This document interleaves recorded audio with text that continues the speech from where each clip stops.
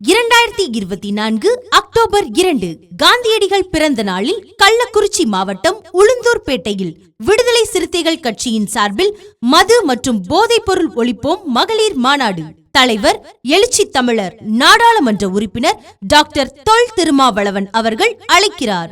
சமூக நீதி சொந்தங்களே, புரட்சிகர ஜனநாயக சக்திகளே, தமிழ் பெருங்குடி மக்களே, அனைவரும் வாரீர். மதுவை ஒழிப்போம், மக்களை காப்போம். இந்திய ஒன்றிய அரசே மதுவிலக்கு கொள்கையினை தேசிய கொள்கையாக அறிவிப்பு செய்திடு.